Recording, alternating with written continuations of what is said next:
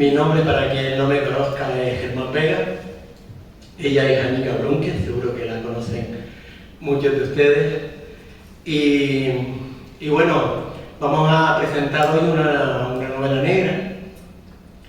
Y en verdad la semana no pudo empezar de una manera más negra para la cultura y la literatura en Canarias, porque bueno, nuestro querido Alexis Ravelo nos dejó sin despedirse, ¿no? A lo grande, como le gustaba hacer las cosas. Entonces, bueno, la comunidad canaria quedó un poco consternada y la comunidad literaria de las islas y peninsular en general, porque por la manera sorprendente en la que nos dejó Alexis.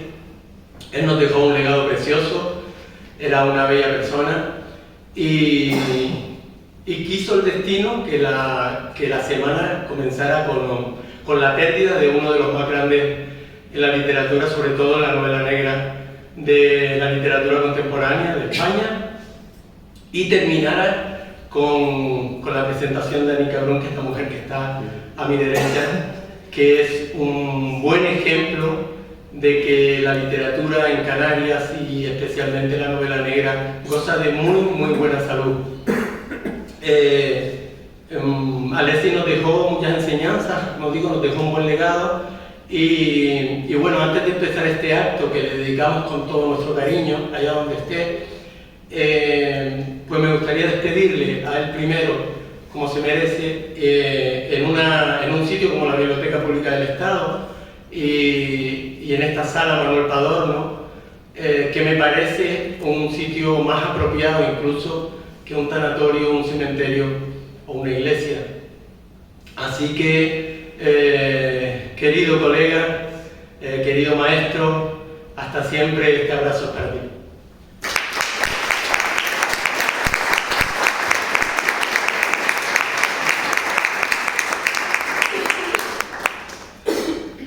Bueno, y una vez que hemos despedido a Alexis, le damos la bienvenida a esta mujer, como digo, que tengo a mi derecha, con la que he tenido el placer de trabajar codo con codo en la edición de esta novela, con la edición de Caroé, de La Casa en el Palmar.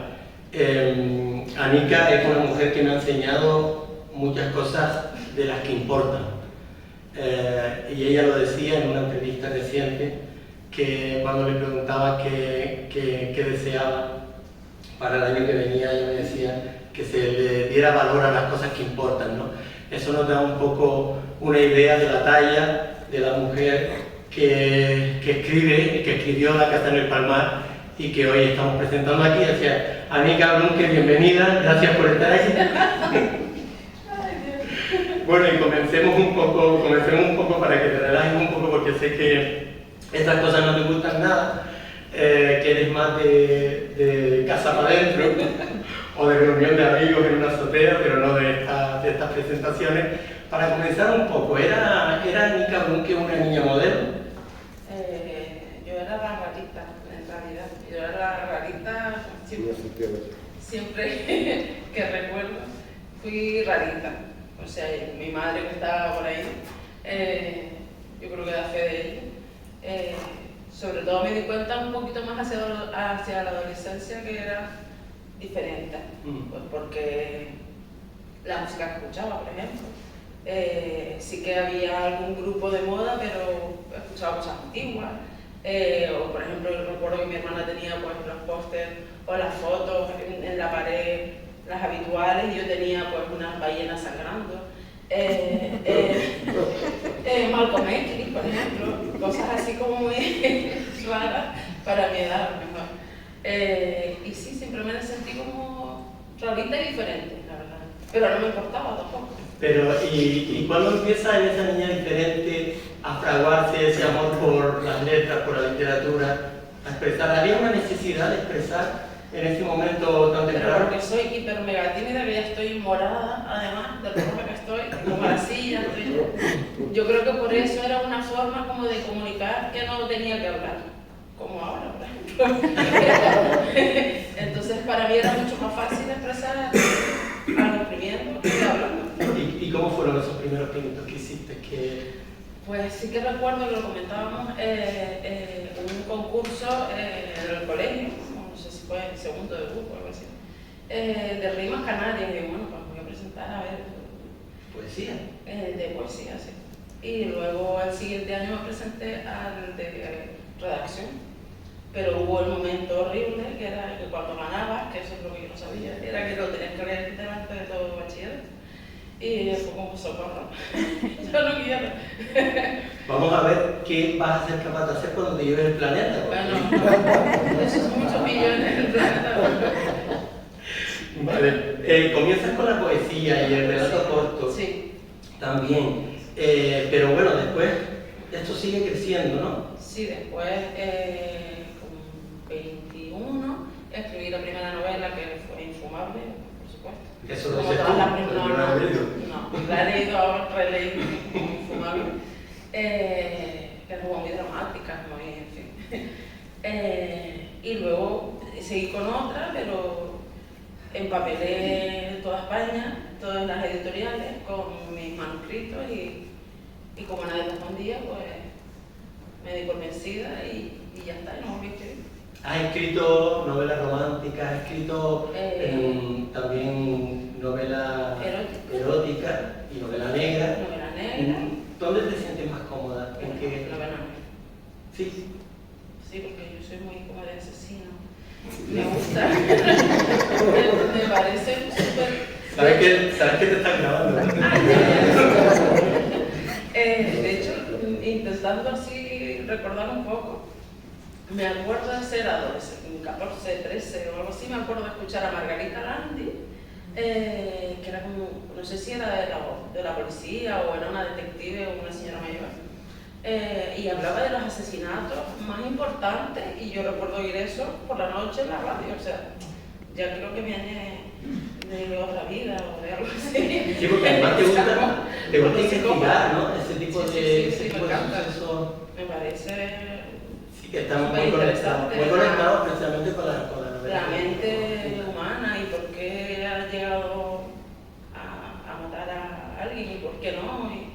Y has afirmado en una entrevista también que todos somos capaces de matar. ¿De verdad crees eso? Sí.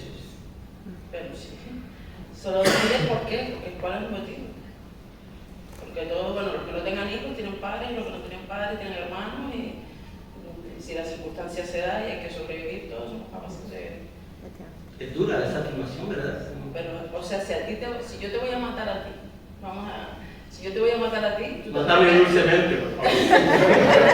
Tú tendrás que defender, y si te defiendes me puedes matar, entonces tú eres capaz de matar también. Claro. Hombre, he visto así. Claro, que todo. Se nota que eres novelista. No, fríamente. Pero sí que es verdad que a mi marido muchas veces, cuando estoy así como escribiendo, investigando, le digo, ¿y si tú fueras a matar a alguien? Me dice, pero cariño. Y le digo, ¿y si lo vas a enterrar? ¿Cómo lo enterrarías? Así, estoy así muchas veces. Bueno, sigue siendo un poco esa niña curiosa. Curiosa, sí. Sigue siendo parte de... Sí. Ahora otra que hacer en Palma. Sí. ¿El personaje de Amelia es la excusa o la inspiración? Es la inspiración. ¿Quién es Amelia? Amelia es mi abuela, o sea, está inspirado en la vida de mi abuela. Es un 90% mi abuela y el 10% es ficción.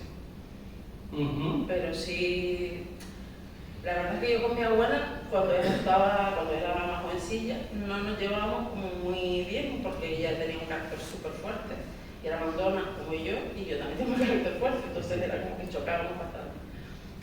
Pero según yo me fui haciendo mayor, y ella también, que se fue dulcificando un poquito, sí que, y como soy curiosa, sí que me entretenía mucho y me gustaba mucho cuando me contaba sus historias de su infancia y todo eso, entonces cada vez me preguntaba más y cada vez me atraía más las cosas que me decía.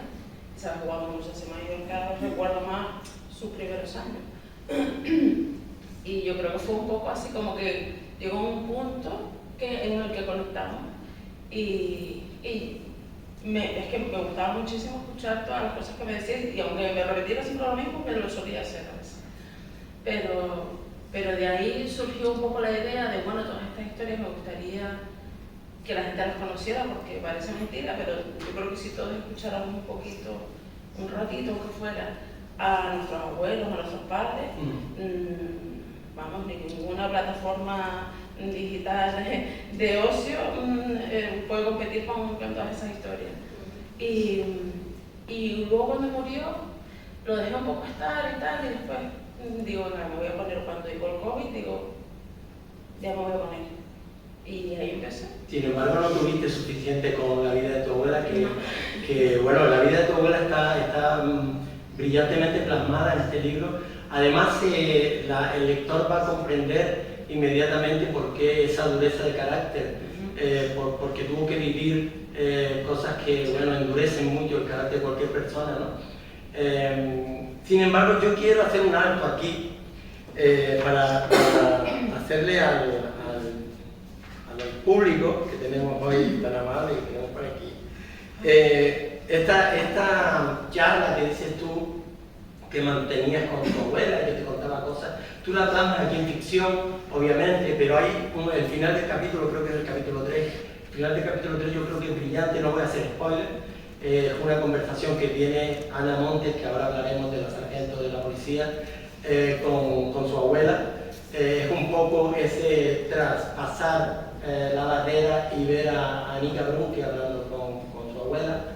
Y el final del capítulo dice, está hablando un poco, viendo fotografías y hablando de la familia, y Ana le pregunta a su abuela, o sea, la abuela le dice, mi hermana se casó en La Peña, continuó recordando, y tu abuela le enteró, se quedó quieta, callada, totalmente absorta en el recuerdo. Pidió a Ana un vaso de agua y sacó del bolsillo del camisón una servilleta arrugada de papel con la que se secó las lágrimas que brotaban de sus ojos marrones. Separó los labios finos en un intento de decir algo y volvió a cerrar. Ana le acariciaba la mejilla mientras la tranquilizaba. Cuando por fin volvió a abrirlo, sentenció: me lo mataron. Yo creo que este pasaje merece un aplauso porque es la antesala de lo que vamos a encontrar.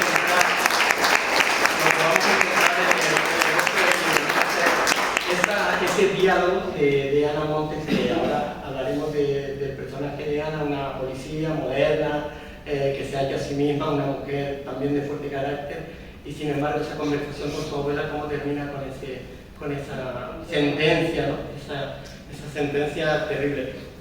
Veamos, decíamos que no solo incluiste la vida de tu abuela, sino que Anita tiene que inventar más cosas y crear una trama policial que se te va de las manos. Sí. Yo ya digo yo que se te fue de las manos porque creaste aquí una maravilla de historia policial digna de estar en la serie de Netflix. Entonces, háblanos un poco, ¿de qué va la novela en realidad? Pues la parte antigua, que es la basada en la historia de mi abuela, que es pues una mujer humilde, una campesina, con muchos hermanos, que se enamora de un señorito. Y bueno, ya esa relación abocada al drama discurre de una manera, y al mismo tiempo en la actualidad hay un asesinato que poco a poco se va convirtiendo en algo más que enlaza con el pasado, y una historia se nutre de la otra y una no puede resolverse sin la otra. Entonces Ana Montes, que es la nieta de Amelia, se parece mucho a ella, con un fuerte carácter y un poco obsesiva, un poco se obsesiona con todo lo que hace, es una adicta al trabajo, en fin. Hay escenas muy fuertes al comienzo de la novela, como bueno, la aparición de la primera chica, que parece, bueno, es un asesino en serie, ¿no? Parece ser que es un asesino en serie. Sí. Estamos hablando de dos novelas en una, ¿podemos decir que hay dos novelas aquí? Yo creo que hay dos historias en una. 4 amores y 2 historias. 4 amores y 2 historias. Esto es como 4 bodas y un funeral. De todo. Vale. Háblame de la casa de Palmar. ¿Existe en verdad esa casa? Existe la casa de Palmar. ¿Podemos decirle a los lectores que después de leer la novela peregrinen hacia el Palmar? Vecino, pero sí existe. ¿Y quién la tiene ahora? ¿Es de la familia o no? No sé de quién será ahora mismo, pero mi abuela lo vendió hace años. Pero sí que está en el barrio de Los Laureles, está la casa de mi mamá. Hay personajes entrañables también, como el padre de Amelia, al que le gustaba trabajar poco. Trabajar poco y contaba muchos chistes. Sí. Y contaba muchos chistes y también está inspirado en mi bisabuelo. En tu bisabuelo. Es muy curioso. Es que además hay unos tintes costumbristas al hablar del terror de los años 40, al hablar de la vestimenta de los personajes, de cómo se comunicaban, de cómo eran sus costumbres, ¿no? Cómo se sentaban a la entrada de las casas con el roncito y esperaban bueno, que llegara el cura, que llegara... yo creo que está muy bien descrito, ¿no? En la novela, a una escritora que se ha confesado que no le gusta escribir. No me gusta escribir. Soy parquita en descripciones, pero sí. Pero me resulta más fácil, o me he dado cuenta que me resulta más fácil describir lo antiguo que lo de ahora. Porque como soy directa, lo actual lo escribo como más directamente y lo que es de otra época, pues a lo mejor me detengo un poquito más se me antoja como que pega más describirlo con más detenimiento. Ya les digo yo que a pesar de lo que diga Nica, describe perfectamente la parte antigua de la novela y la parte... Y a los psicópatas. ¿Por qué crees que atrae tanto las historias de psicópatas, de asesinos? ¿Por qué crees tú que tienen tanto éxito entre el público ese tipo de cosas? Pues porque creo que son difíciles de descifrar, es un enigma en realidad.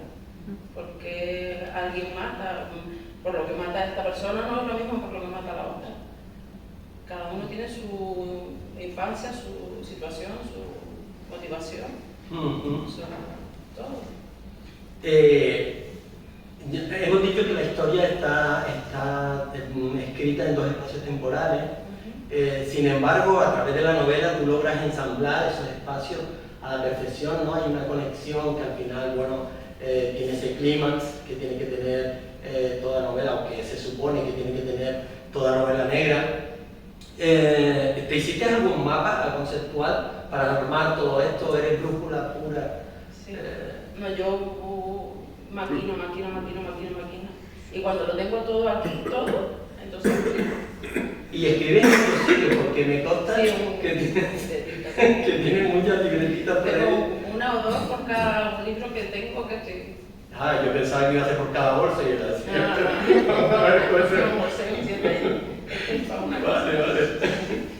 Vale, ¿cómo te documentaste para reflejar esa parte de la novela de la policía? Porque hablas de la policía judicial de Aruca, ahí se mezcla, ¿no? Las Palmas, los municipios. Cuéntanos alguna anécdota divertida de esa documentación. Aparte de leer mucho autopsias y todas esas cosas y ver fotos de autopsias que son tan agradables de ver, etcétera, que es ironía, no soy una loca. En algún sitio vi que había un departamento de la Guardia Civil, de la Policía Nacional, que se dedicaba a informar a los medios, cuando hacían alguna serie, alguna película, informaba a la gente. Entonces ahí fui yo a buscar al de la Guardia Civil y llamé, claro. Entonces expliqué, que me llamo de esta manera, estoy escribiendo una novela y quería hacer unas preguntas, entonces me derivaron a otro sitio, volví a llamar, dije lo mismo, sí, dígame. Entonces, claro, y si yo, por ejemplo, claro, que le empecé a preguntar cosas, si tú matas a alguien, pero después, ¿quién es el primero? Entonces ya llegó un momento que empecé a preguntar y se sorprendieron, se mosquearon. Y me dijeron, pero a ver, ¿usted quién es? ¿El DNI? Y yo le di el DNI y todo, y me dijeron, no, usted esa información porque no, básicamente que está preguntando cosas que a lo mejor son un poco sospechosas. Entonces, ahí por esa parte intenté, pero no me dieron facilidad. Casi terminas tú. Y hablando desde dentro, hay una escena. Yo no sé cómo eres capaz de meterte en una mente como la de Eduardo Alemán. Conocerán a Eduardo Alemán, señoras y señores, cuando lean la novela. que es un personaje, vamos, no es Hannibal Lecter, ni mucho menos, tiene mucho menos estatil, tiene mucho menos glamour. De andar por casa. Sí, sí, nunca mejor dicho.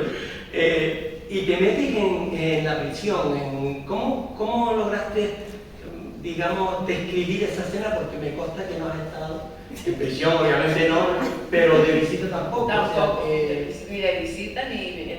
¿Te aventuraste ahí con esa escena? Por eso te digo que soy rarita, me resultó fácil ponerme en una... O sea, imaginármelo, cómo hablaría, pues era un señor carne de cañón, que ha estado toda su vida entrando y saliendo de la cárcel. Pero claro, yo me lo imaginé clarito, simplemente lo escribí, te lo juro, pero clarito. Me lo imaginé caminando por San Juan para abajo. Sí. Además literal, caminando por San Juan para abajo, pim pam, tal cual.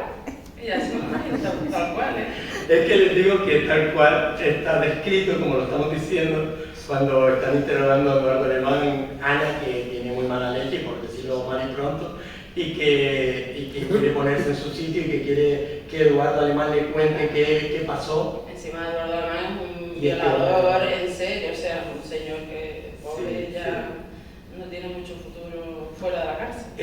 Me voy a quedar con un titular que saldrá en algún momento, pero es que me parece un titular muy curioso. No estoy loca, Anica Bruni. En cualquier caso, queremos escuchar de tu voz, que nos leas un pasaje para escucharte narrando lo que tú misma has escrito. Yo creo que es una excepción. A lo mejor para el escritor es un poco, no sé, menos habitual delante del público, pero a mí sí que me gustaría que te escuchara narrar un pasaje de La Casa en el Palmar.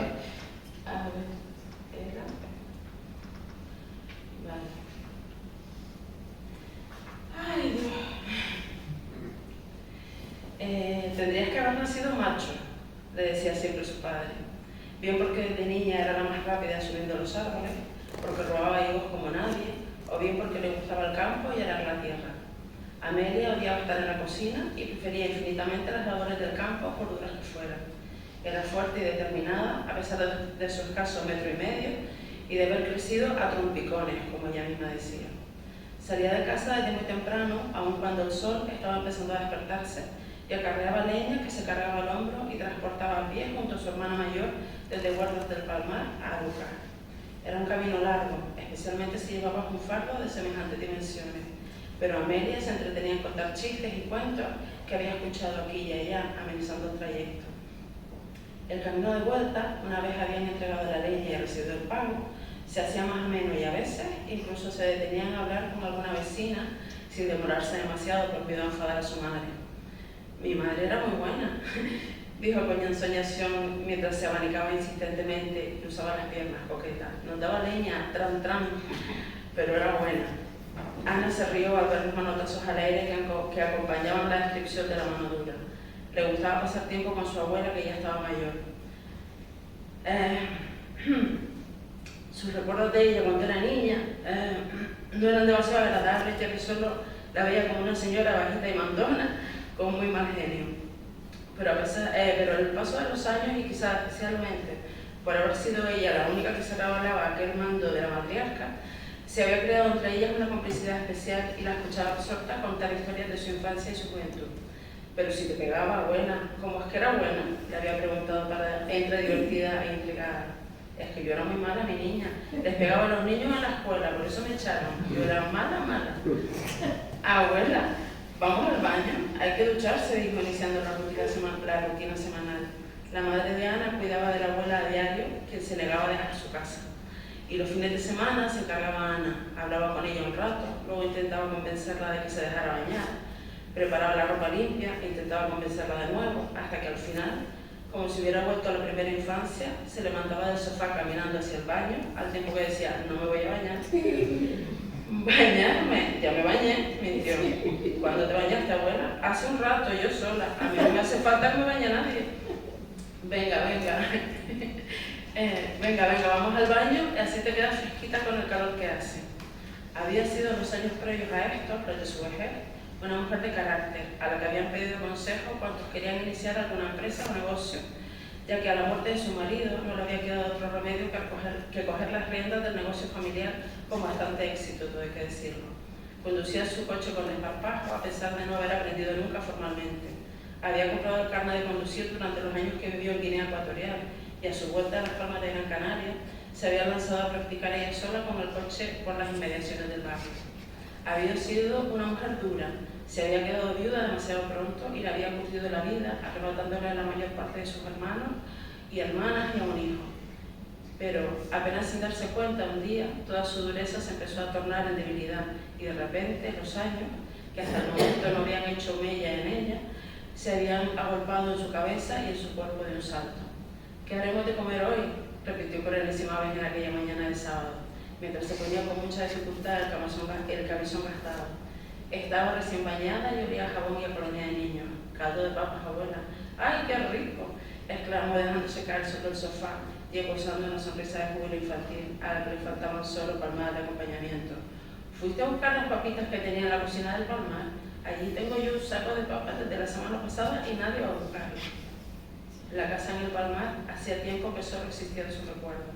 Ella misma la había vendido hacía varias décadas, pero al cerrar los ojos, y en ocasiones incluso con ellos abiertos, aquella casa y el tiempo pasado en ella eran lo único que quería recordar.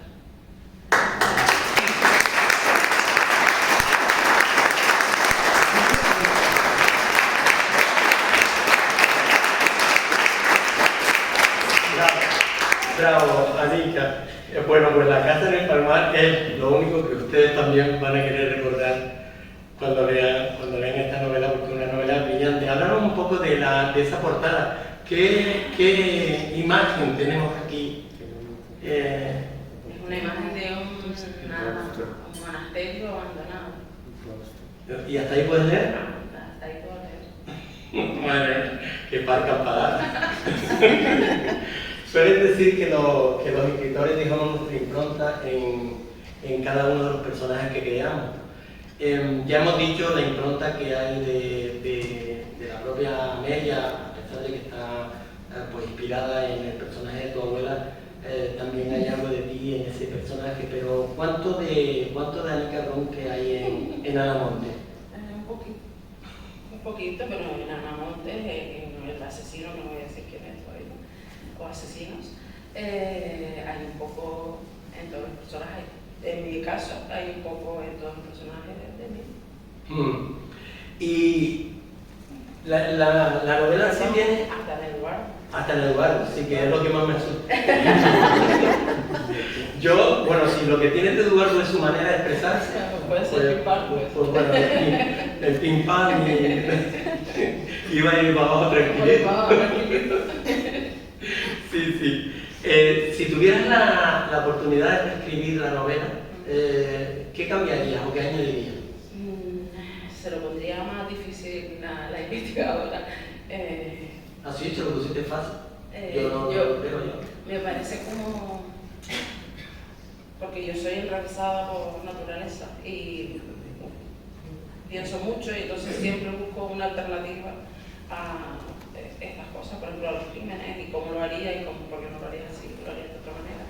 Pero me estoy vengando de Anamontes en la segunda parte, entonces se la estoy poniendo mucho más difícil. Acabamos de dar otra primicia y es que Anica Ronque está escribiendo la segunda parte de la segunda entrega de La casa en el Palmar, que imagino habrá tenido la buena idea Ediciones Canoe de amarrar y de asegurar, porque es un activo seguro.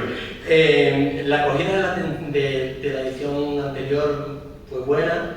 ¿Qué esperas? ¿Qué sería para ti un éxito de esta edición, Ediciones Canoe, esta puesta en escena a lo grande, con este 26 centímetros y esta visión impecable? ¿Qué esperas de...? Hombre, de todas formas, antes de comentarte eso, también esto es profesional, ¿me entiendes? Que también hay que resaltarlo. sí que tuvo acogida mi autopublicación, sobre todo porque tengo afortunadamente mucha gente que me quiere y amigos de gente que me quiere, pero esto ya es, para mí, por lo menos, jugar en primera división. Y no es lo mismo, está, gracias a ti y gracias a la editorial, está muy limpio el mensaje, se han pulido muchas cosas, se ha corregido sobre todo las introducciones a los diálogos que no se me dan muy bien. Corramos un tupido verlo aquí. Estoy aprendiendo, pero para la gente que se haya leído la autoedición, sí que les recomendaría, si les apetece, leerse esta porque, aparte que es muy profesional, la historia está tal cual tendría que ser.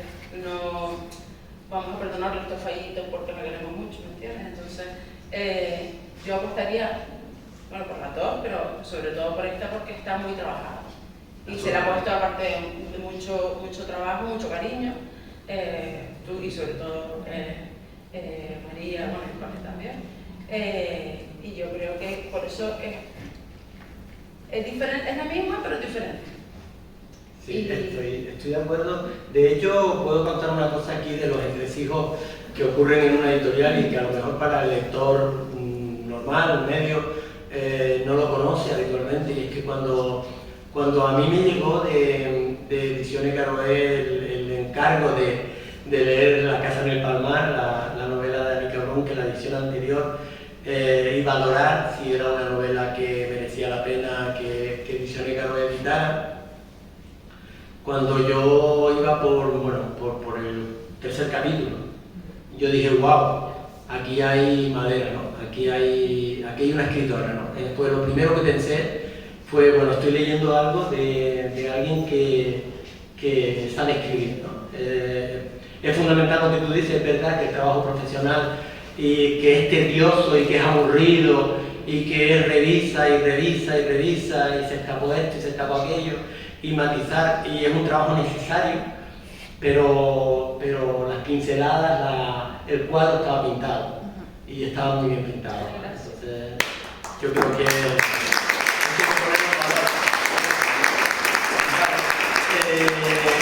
vale, pues estamos llegando al final de la entrevista. Daremos un tiempo ahora a nuestro querido público que tan amablemente ha casi llenado hoy esta sala de Manuel para atiborrarte a preguntas y que tengas que decir muchísimas cosas más.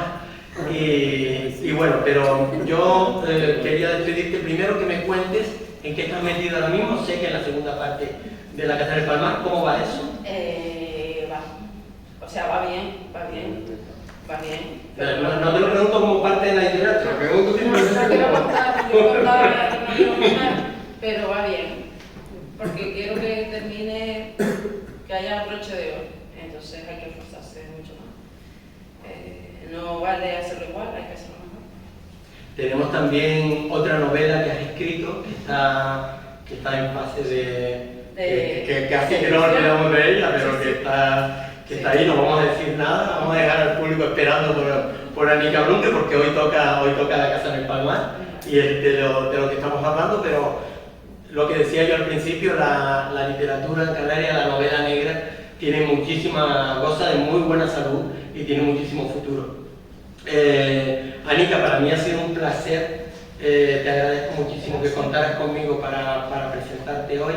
Yo estoy muy ilusionado con el trabajo, me ha encantado primero conocerte como persona, que te he conocido, eres una persona fantástica, muy grande, y después conocerte como escritora, porque también eres una escritora muy grande. Así que yo encantado, muchas gracias. Y bueno, ahora es el turno de ustedes, señores, si quieren preguntarle cualquier cosa al cabrón, que pues enterita para ustedes. ¿Sí? Hola, buenas tardes. Hola, amigo. Quiero preguntar a Anika, y de paso también al señor que trabajará en la editorial, ¿en cuántas páginas, porque yo leí la primera edición, en cuántas páginas, aparte que el formato más grande, se han añadido a La casa del Palmar? No sé cuántas páginas. 410, creo. En realidad la historia sigue siendo la misma y tiene la misma extensión. Otra cosa es que la letra es un poquito mayor. Es muy cómoda de leer porque lo que ha cuidado Ediciones Caroé en la edición de este ejemplar es que la letra sea muy cómoda para cualquier vista. La mía, por ejemplo, ya está cansada también, así que me cuesta la letra pequeña. Esto es una letra muy grande con un espaciado, pues estoy hablando ya en términos técnicos, a lo mejor un poco más técnicos, pero bueno, se ve que es muy fácil de leer. La novela no ha ampliado, si es lo que preguntas, el número de párrafos, por ejemplo, de capítulos. Perdón, quería decir porque hay unos párrafos que leyó Ánica que de leerlas no te suena. No me suena. Por eso tienes que llevarte esta edición. Pero no, la novela no ha variado sustancialmente. La novela sí es verdad que tuvo una revisión ortotipográfica importante porque había que hacerla, y tuvo algunas matizaciones, alguna corrección de estilo, pero bueno, básicamente lo que se hace con una novela cuando llega con un manuscrito, cuando llega a una editorial, ¿no? Se enriquece, se trabaja con los escritores, y lo único que hace la editorial es potenciar para que el escritor desarrolle toda su capacidad. El trabajo enteramente es del escritor y el mérito, por supuesto, es del escritor. Si encuentran algún error en la novela, alguna errata, es siempre culpa del corrector. Nunca. ¿Más? ¿Sí? Me imagino que... Buenas tardes a todos. Buenas tardes. Me imagino que es difícil, pero ¿te has planteado alguna vez, a ti que te gusta indagar, buscar la manera de tener acceso a archivos policiales o forenses? Pues le pregunté a una compañera de trabajo que su novio es Policía Nacional. ¿Te buscaba otro problema? Claro, pero me dijo que no, pero me encantaría los juicios, me encantaría. Es que yo tengo ahí una espinita cuando salió criminología, la carrera de criminología, yo estaba terminando y yo decía, qué guay, lo que pasa es que en ese momento no se podía, pero me hubiera encantado estudiar criminología, me hubiera encantado. Lanzamos desde aquí la pregunta si alguien conoce cómo se llega a la biblioteca de la Policía Nacional. Que nos lo haga saber para que, o de la Guardia Civil, que nos lo haga saber para que. Se lo damos a la Monte. Que quería hacer un comentario. Sí, generalmente en la península, en Madrid, en Barcelona, si tú llevas una novela policial, muchas veces son una novela romántica, y dice, suponte que te llamas Inmaculada Molina, una chica de... Entonces dice, nombre, pero con este nombre, ni la novela policial, dice, vamos a poner Anita Brunke, porque se buscan nombres que sean norteamericanos o demás, y tú ya lo tienes. ¿De dónde te viene? Pues el apellido es alemán, mi padre era alemán, y el nombre un poco es culpa de esa señorita que está con el móvil, que es mi hermana, que me quería llamar Titi, como Titi Calzangato, y mis padres, afortunadamente, me llamaron como la amiga de Titi, que se llamaba Anika, entonces Anika Brunke. Ya viene en serie ya. Después hablaremos con Patricia. Con Patricia, a ver por qué le dio por hacer esta cosa. Sí. Hola, buenas tardes. Buenas tardes. Buenas tardes, Ángel. ¿Cuánto tiempo te dedicas a escribir? Y una vez terminada tu novela, o has querido cambiar algo, o te has pensado cambiar algo? Sí, yo siempre quiero cambiar algo, por eso llegó un momento que me dijo, ya está, ya. Literal. No cambies más, ya está. Se acabó. Totalmente. Y escribir, si yo pudiera, me dedicaría a escribir, esa sería mi profesión. E intento escribir lo máximo posible. Sí que es verdad que cuando estoy como, por ejemplo, ahora que estoy investigando, me entrevisto con tal persona, o leo, o me pongo a ver documentales de la época en la que va a ir la segunda parte. No escribo, anoto ni algo así, pero cuando estoy escribiendo a la hora que sea y hasta las tantas normalmente. O sea, el viernes suele ser hasta las 4, cuando estoy escribiendo. Pero todo lo que se pueda. Me falta tiempo. Me falta tiempo. Yo quiero ser otro. Ya que me da el tiempo, esa pregunta es para ti. Y perdona que te pregunte. ¿Por qué Ediciones Garoé apostó por Ánica? ¿Porque alguien le comentó algo? ¿Alguien leyó el libro de Garoé? ¿O tú antes comentaste que cuando ibas por la tercer capítulo ya empezaste a enamorarte, por decirlo de alguna forma? ¿Por qué apostaron por Ánica? Bueno, yo no sé cómo llegó la novela. Yo envié el manuscrito antes de Bueno, publicar.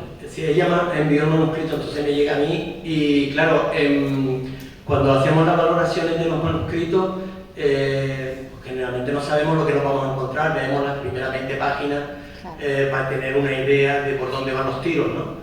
Hay escritores que con 20 páginas ya sabes que no van a interesar. Hay escritores que con 20 páginas puedes decir, bueno, voy a leer un poco más porque todavía no lo tengo claro. Hay escritoras como Ánica que te valen 2 páginas para decir voy a seguir leyendo y me va a alcanzar. Entonces el caso de Ánica, por ejemplo, fue un caso fácil porque la valoración de manuscritos no siempre es fácil para un evaluador, ¿no? Porque bueno, hay que meterse mucho en la historia, hay que desgranar un poco cuál es el estilo del escritor, si interesa o no a la línea editorial, porque esto también puede suceder que un libro sea bueno, esté bien escrito, pero sin embargo no esté en la línea de la editorial y la editorial no lo, pues por ponerte un ejemplo, algo infantil o juvenil, y que la editorial no sea infantil o juvenil, que sea una editorial que se dedica más a otro tipo de novela, narrativa, histórica o lo que sea, ¿no? Entonces, con lo que pasó con Ánica fue que, bueno, ella misma mandó el manuscrito, nos lo acaba de comentar, yo no lo sabía, cómo había llegado a Garoé, y lo demás fue muy fácil. Lo demás fue muy fácil porque ya te digo que a mí me encantó. Ya en el capítulo 3 yo estaba enganchado a la historia. Y eso también es peligroso. Tiene 2 vertientes, ¿no? Porque cuando un evaluador se engancha a la historia, deja de evaluar. Se mete en la historia y empieza a leer y a disfrutar. Y un evaluador, la misión de un evaluador es distinta, ¿no? Es más analítica, más fría, tiene que mantener una distancia con el texto que está leyendo. Y con Ánica me costó mantener esa distancia porque la historia es muy buena y está muy bien escrita, entonces chapó, porque me lo puso muy fácil, ¿no? No tuve mérito ahí. Esa es la pregunta, perdona. Yo he leído algo de Ravelo para descansar. Sí. ¿No se te parece un poco Ánica? Yo he leído un par de libros de él. A mí se me da un cierto aire. Sí, bueno, primero porque lo fundamental que une a Alessi Ravelo con Ánica es que escriben sobre cosas que pasan aquí, que pueden pasar al lado de tu casa, que son muy locales, muy cercanas.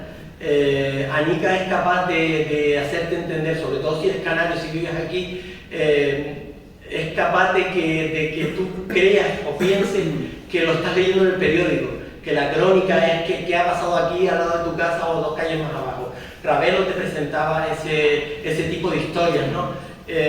Y bueno, eran cosas que pasaban muy cercanas y que podían pasar, yo que sé, en el polígono de la Arinaga. Es lo mismo que hace José Luis Correa, ¿no? Otro escritor de novela negra grande de los de aquí de Canarias, y que te lees cualquier historia de Ricardo Blanco y tú dices, bueno, pero es que si está en el polígono de Arinaga investigando un crimen o que apareció no sé, por una sirena en la playa de Baraja, ¿no? Y tú dices, joder, si está aquí, es muy cercano. Eso sí que une a Ánica con Alessi Ravelo. Los estilos son obviamente diferentes, pero eso también lo hace grande, porque que un escritor en sus primeras novelas tenga un estilo definido y lo sepa plasmar en una novela, ya significa que tiene un sello, ¿no? Que está dejando su marca. Cuando tú lees un libro de Ánica Brunque, estás leyendo a Ánica Brunque, ya yo la tengo cogida, ya tengo cogida la marca, y ya yo sé si un pasaje que estoy leyendo es de Ánica Brunque o no, porque ya sé cómo escribe y cómo describe. Y ser capaz de que alguien te reconozca por tu nombre, que diga, no, es que este libro es de Ánica Brunque, esta historia es de Ánica, y que no te comparen con o te asemejen a, yo creo que eso es lo más grande que le puede pasar a un escritor o cualquier artista.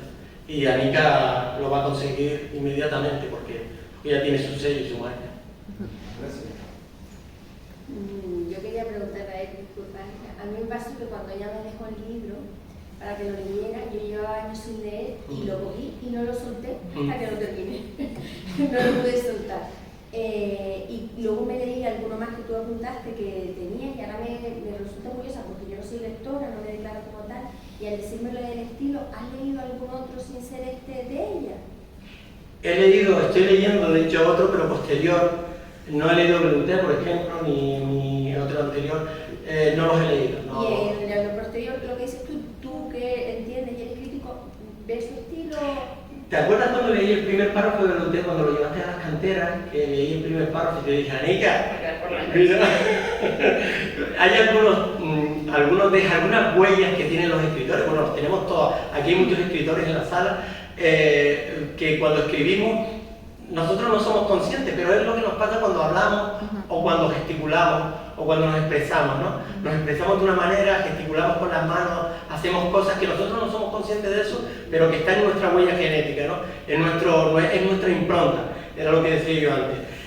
Yo no he leído otros libros de Anica, es verdad que leí el comienzo de Veluté y estaba el sello de Anica ahí, porque hay muchos textos de Anica que son de ella y que lo va a seguir teniendo siempre. Y es lo que la hace única, ¿no? Lo que la separa del resto.